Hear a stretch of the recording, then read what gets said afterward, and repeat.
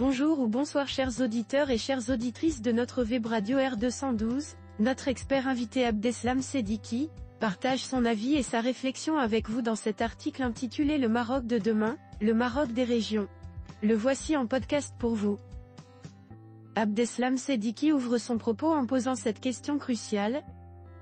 Où en est le Maroc au niveau de la régionalisation après 9 années de la mise en œuvre de la loi organique relative aux régions de 2015 ? Il est temps de faire un diagnostic sans concession pour mettre le doigt sur les insuffisances et les dysfonctionnements sans pour autant sous-estimer les réalisations. C'est l'objet du deuxième colloque qui sera organisé prochainement à Tanger, 20 et 21 décembre, sous le haut patronage de Sa Majesté le Roi.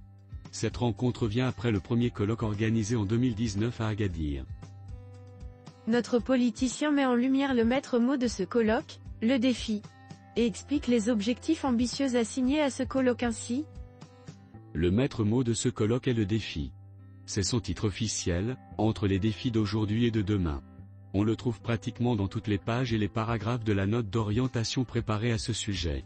Ce document a constitué la base des rencontres préparatoires organisées dans les différentes régions sous la présidence des Walis.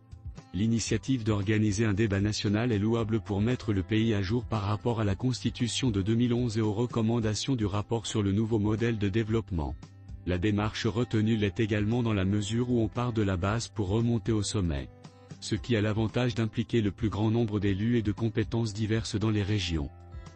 Si le colloque se déroulera avec le même esprit d'ouverture et donnera la possibilité à tous de s'exprimer, il atteindra, à coup sûr, les objectifs ambitieux qui lui sont assignés et qui sont de 4 ordres: faire le constat et dégager le bilan des 9 années de la pratique, partager les bonnes pratiques, approfondir les débats sur les défis futurs, adopter des recommandations pratiques, réalistes et réalisables. Ces assises vont se dérouler autour de 6 axes allant de l'attractivité territoriale à la transformation numérique, en traitant la convergence entre décentralisation et déconcentration, la gouvernance hydrique, la question du financement et la mobilité durable. Abdeslam Seddiqui ne manque pas d'insister sur une problématique majeure en disant : Dans l'ensemble, la note d'encadrement a posé de bonnes questions. Espérons qu'on aura de bonnes réponses, celles qui répondent aux attentes du pays et de la population. Le Maroc a fait son choix. Un choix irréversible. Celui des régions et qui plus est une régionalisation avancée. Il faut par conséquent assumer nos choix collectifs et agir en conséquence. Sans faux fuyant et sans hésitation aucune. Nous avons un problème sérieux qu'il faudrait résoudre absolument si on veut aller de l'avant. Il réside dans le décalage entre les textes et la pratique. Entre le dit et le fait. Ainsi, nous disposons d'une constitution qui n'est pas idéale certes, mais qui est très avancée par rapport aux lois fondamentales précédentes. Toutefois, nous relevons avec regret que des articles entiers ne soient pas encore mis en œuvre. Nous avons des lois qui ne sont appliquées que partiellement. La loi organique relative aux régions en fait partie. En relisant ce texte, on y trouve toutes les réponses aux questions posées aujourd'hui. Y compris sur la question lancinante du financement. Le problème fondamental, à la lumière de l'expérience réside, encore une fois dans la mise en œuvre. Admettons que la phase précédente a été une phase d'apprentissage, il n'est pas permis à l'avenir de faire encore du bricolage régional. La loi organique, telle qu'elle est, demeure valable, à condition de résoudre 2 questions fondamentales intimement liées, la tutelle administrative et la qualité des élus. S'agissant de la tutelle administrative, et plus précisément celle des Walis, il est fondamental de faire un vrai toilettage du chapitre 3 de la loi organique portant sur le contrôle administratif. Qu'on laisse la Cour des comptes et les cours régionales faire leur travail. Notre expert invité aborde ensuite la question sensible de la qualité des élus, et met en avant les compétences stratégiques des régions ainsi. Pour ce qui est de la qualité des élus et en particulier du président de la région et des membres du bureau régional, nous touchons à un sujet extrêmement sensible, à savoir la question démocratique et la manière dont sont organisées les élections. Cette question centrale et déterminante pour l'avenir de la démocratie dans notre pays est absente des débats. Ce qui arrange certains intérêts bien établis. Des mal élus, et nécessairement mal aimés, s'accommodent parfaitement de la tutelle, ne serait-ce que pour justifier leur incompétence et leur inaction. Le Maroc des régions auxquelles nous aspirons ne peut pas aller loin dans ce cafouillage. Pourtant, la région est dotée de compétences stratégiques pour la vie des citoyens. Les compétences propres portent sur le développement économique, la formation professionnelle, le développement rural, le transport, la culture, l'environnement et la coopération internationale.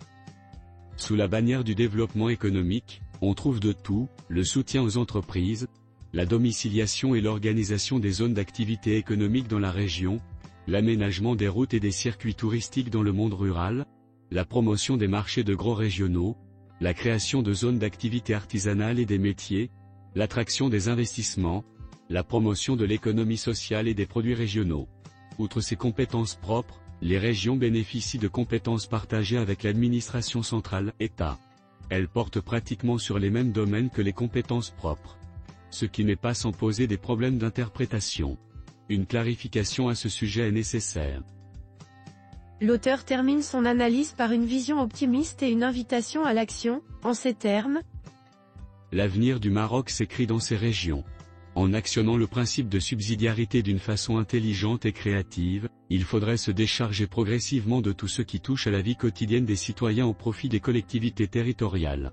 Ce qui donnerait un souffle réel à la démocratie qui commence à montrer des signes de fatigue. Agir au plus près du citoyen et être à son écoute en le faisant participer aux décisions et en le traitant comme une personne majeure. La participation des citoyens et de la société civile n'est pas un slogan creux sans consistance. Il faut la concrétiser à travers des mesures concrètes. Par exemple, outre la concertation des citoyens, on pourrait leur donner la possibilité de choisir certains projets en organisant un vote citoyen à l'échelle de la commune, voire de la région. Ce faisant, on donnerait un contenu concret à la démocratie qui signifie étymologiquement pouvoir du peuple. Notre pays qui ambitionne de jouer un rôle leader sur la scène régionale aurait intérêt à aller dans cette voie. C'est la voie qui le mène vers des lendemains meilleurs avec une croissance réellement inclusive, une nation solidaire et unie dans la diversité et une stabilité sociale contre vent et marée. Ensemble, nous relevons ces défis. Chers auditeurs de la web radio R212, merci d'avoir été à l'écoute de ce podcast, et de partager avec nous ce moment d'échange et de découverte. Votre présence et votre fidélité sont notre plus belle récompense. On se dit à très bientôt, si vous le voulez bien. Avec toute notre gratitude, l'équipe de R212.